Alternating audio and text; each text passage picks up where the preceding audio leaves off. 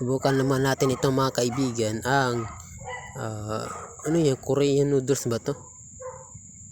Hindi ko alam mga kaibigan. Korean noodles ba to? Japanese?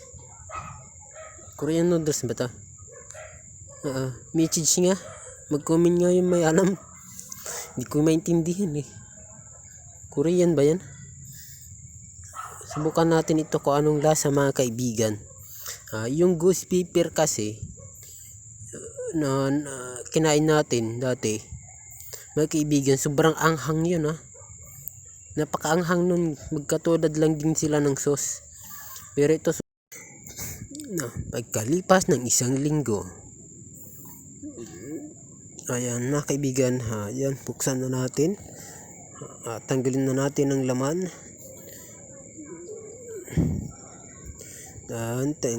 Tanggalin na natin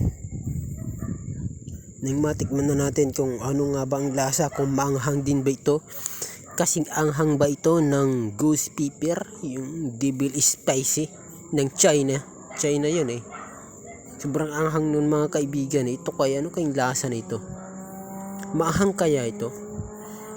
Yung samyang 3 times pinaanghang, sobrang anghang din yun eh. Ito tikman natin kung ano ang lasa. Gino natin ang sauce. Amoy pa lang mga kaibigan ay medyo talagang maanghang siya. Pero tikman pa rin natin. Ayan.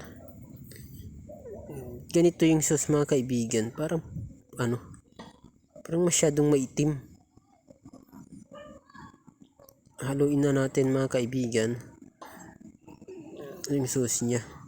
Parang masyadong maitim yung sauce niya, yung amoy niya, siya, maganda naman yung amoy.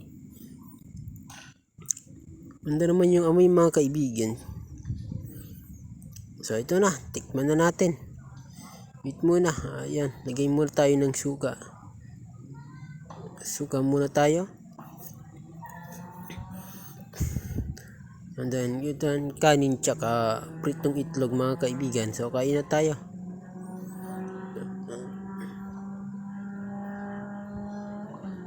Shout out sa mga mahilig kumain ng sibuyas. Mabaho ng hininga. Mag-toothbrush kayo pagkatapos nyo kumain ng sibuyas, Mag-thank you muna tayo. Ayan, simulan na natin ang kainan mga kaibigan. Ano nga ba lasa nito?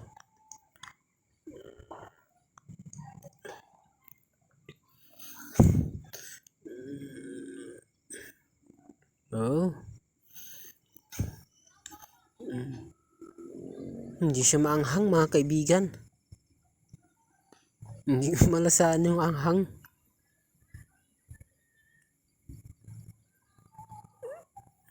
Hindi siya maanghang mga kaibigan. Walang anghang. Yan. Lagyan na lang natin ng siling labuyo. Kaya hindi maanghang eh.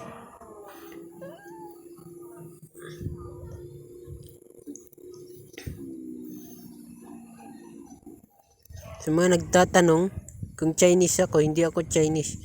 Talagang mahilig lang ako kumain na maanghang. Masarap kumain ng maanghang eh. Pampagana kasi yan mga kaibigan na maanghang. Tara na. Iyan. Ano natin? Okay.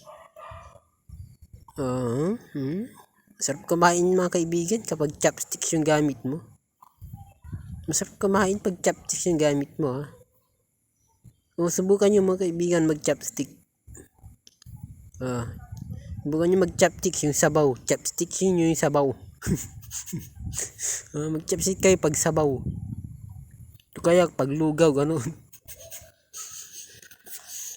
Sige. Sarap mga kaibigan.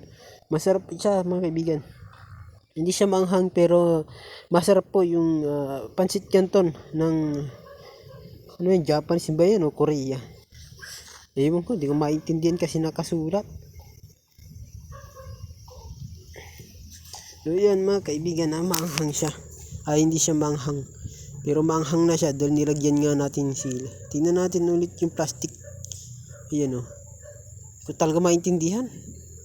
Walang anghang. Mas challenge kasi sa akin yung manghang mga kaibigan. Ayan. Mas maanghang yung Ghost Pepper, yung Devil Spicy ng China. Sobrang anghang yung mga kaibigan ha. Pero masarap din. Pero kung di ka mahilig masyado kumain nun, siguradong hindi ka hindi mo na makakain kung hindi ka masyadong mahilig sa maanghang. Tapos ilagay mo lahat yung sauce ng Ghost Pepper. Pambihira. parang napapaso yung labi mo. Sobrang anghang nun. So ito, hindi ito manghang mga kaibigan. Masarap siya. Tara, kain tayo. Yun, kain pa tayo mga kaibigan. Nasanay na ako mag-chopstick. Masarap kumain mga kaibigan. Tara, sabayan nyo ko. Sabayan nyo mga kaibigan. Magbangbo tayo mga kaibigan. Please lang naman, follow nyo po ako. React at comment na rin po kayo mga kaibigan. At please share na rin po anong ating video. Pag ako sinuwerte sa pagbablog mga kaibigan, ang plano ko po mga kaibigan, kapag sinuwerte ako sa pagbablog, ibig sabihin, swerte talaga ako. Please lang naman, nahirap nagsabi ng pangako kaya kapag sinuwerte ako, malalaman nyo kung ano ang gagawin ko. Malalaman nyo kapag ano ang gagawin ko kapag sinuwerte. Sana pala rin tayo mga kaibigan. Support lang naman tayo mga kaibigan. Hindi pa ako hihingi ng pera sa inyo. Support po ang hihilingin ko.